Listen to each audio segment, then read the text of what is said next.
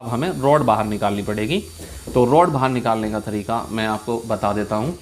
Rod बाहर निकालने के लिए थर्मोस्टेट को पहले निकाल लीजिए। आप देखेंगे तो ये पूरी वायर अलग हो गई है, इसको आप अलग कर लीजिए। यहाँ से मैंने तीनों बोल्ट खोल दिए हैं। अब आप इसको इस तरीके से निकालने का प्रयास कीजिए। इस तरीके से अटक गई है तो इसको बस इस तरीके से कर दीजिए। अब हमको क्या करना है, ये सभी नट बोल्ट लगे हुए हैं, इनको खोल लेना है। तो इस तरीके से अब आप यहाँ से इसको बाहर निकाल लेंगे।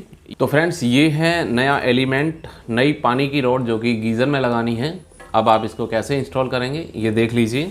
जैसा कि हमने पहले यहाँ से यही वाली जो रॉड है, एलिमेंट है, इसको निकाल लिया है। अब आप इसको आसानी से इस तरीके से लगा सकते हैं। और इसको लगाने के लिए आप ध्यान रखेंगे कि यहाँ पर जो पेच लगे हुए हैं, ये वाली पिनें ऐसी इस तरीके से सीधी आएंगी, तो ये तार लगाने में आपको किसी भी तरीके की दिक्कत नहीं होगी। ये आप देख लीजिए। सबसे पहले आप यहाँ पर ये रबड़ लगाइए इस तरीके से।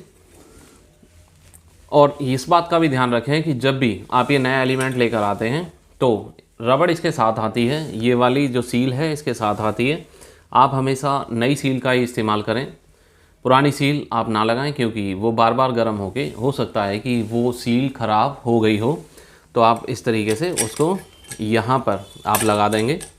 यहाँ पर लगाने के बाद आप सिंपली इसको बारसल लगाइए। और बारसल लगाने के बाद यहाँ पर जो भी इसके नट बोल्ट हैं उनको कस दीजिए।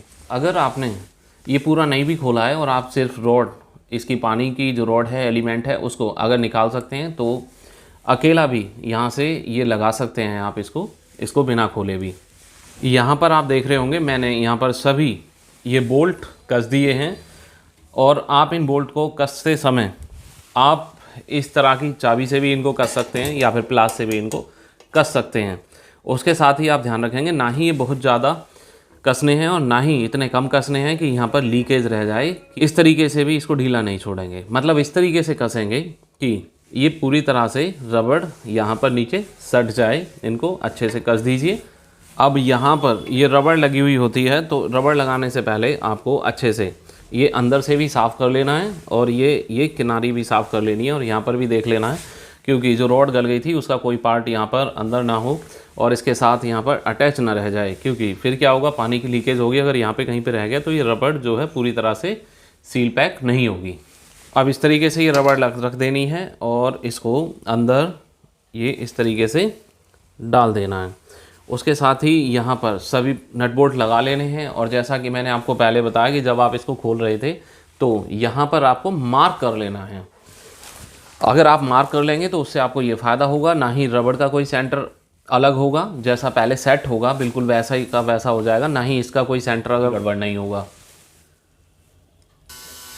अब आप देख रहे होंगे यहाँ पर हमारी क्लिप लगानी है, ये इस टाइप की क्लिप लगनी है। तो ये वाले बोल्ट लगने हैं यहाँ पर, ये नट बोल्ट लगाने हैं हमें क्लिप वाले।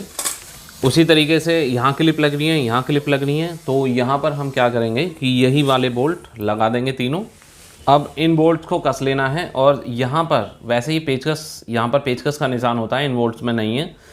इनको आप कसेंगे तो इतना कसिएगा कि बिल्कुल नीचे तक ना जाए, उससे थोड़ा सा ऊपर ही रखिएगा, क्योंकि बिल्कुल बेस पे नहीं टकराना चाहिए, उससे थोड़ा ऊपर रखेंगे और इन बोल्ट्स को आप टाइट कर देंगे।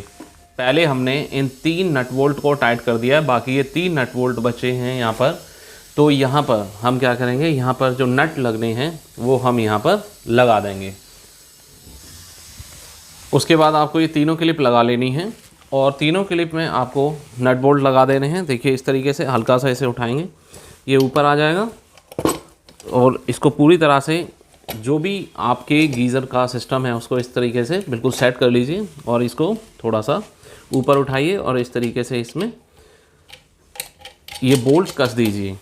इस तरीके से ये बोल्ट टाइट कर देंगे। और अगर लीड के लिए यहाँ पर जो पावर लीड है आपकी, उसके लिए कोई सपोर्ट दिया गया है तो उसको पहले यहाँ पर लगा लें और इसके साथ ही आप यहाँ पर भी बोल्ट टाइट कर दीजिए।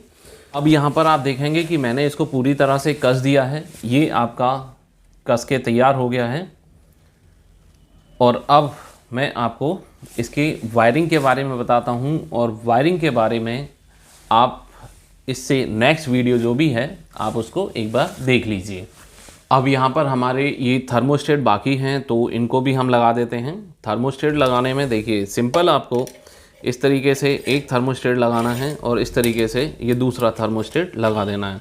पहले इस वाले को लगा लीजिए, इसको प्रेस कीजिए। सिंपल, ये बिल्कुल सिंपल तरीके से आप इसको प्रेस करते जाइए। ये थर्मोस्टेट लग गया है और अब ये दूसरा थर्मोस्टेट है, आप इसको लगा दीजिए। देखिए थर्मोस्टेट में ये सिर्फ एक क्लिप होता है, ये नीचे यहाँ पर फंस जाता है, बस और कुछ नहीं है। बड़ी आसानी से ही निकल जाता है और आसानी से ही ये लग जाता है।